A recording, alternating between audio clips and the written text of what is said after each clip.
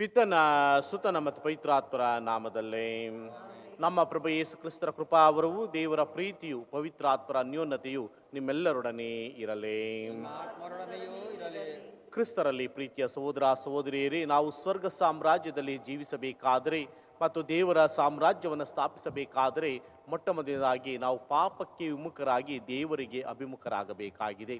ಅದನ್ನೇ ಪ್ರಭು ಯೇಸು ತನ್ನ ಮೊದಲನೆಯ ಜೀವನದಲ್ಲಿ ಬೋಧಿಸಿದ್ದು. ಅದನ್ನೇ, ನೀವು ನಿಮ್ಮ ಪಾಪಕ್ಕೆ ವಿಮುಖರಾಗಿರಿ ಮತ್ತು ದೇವರಿಗೆ ಅಭಿಮುಖರಾಗಿರಿ, ಹಾಗೂ ನೀವು ದೇವರ ಸಾಮ್ರಾಜ್ಯದಲ್ಲಿ ಜೀವಿಸುತ್ತೀರಿ ಎಂಬುದಾಗಿ.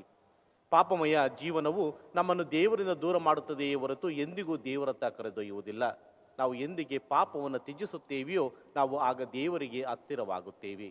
ಆದರೆ ಒಮ್ಮೊಮ್ಮೆ ಈ ಲೋಕದಲ್ಲಿ ಪ್ರೀತಿಸುವುದಕ್ಕಾಗಿ ಮತ್ತು ಬೇರೆಯವರನ್ನು ಮೆಚ್ಚಿಸುವುದಕ್ಕಾಗಿ ಪಾಪವನ್ನೇ ಅವಲಂಬಿಸಿ ನಡೆದಿದ್ದೇವೆ, ದೇವರನ್ನು ಮರೆತಿದ್ದೇವೆ. ಈ ಎಲ್ಲ ತಪ್ಪುಗಳಿಗೆ ದೇವರಲ್ಲಿ ಕ್ಷಮೆಯನ್ನು ಯಾಚಿಸಿ ಈ ದಿವ್ಯ ಬಲಿಪೂಜೆಯನ್ನು ಯೋಗ್ಯರಾಗಿ ಭಾಗವಹಿಸಲು ನಮ್ಮನ್ನು ನಾವು ಸಿದ್ಧ ಮಾಡಿಕೊಳ್ಳೋಣ.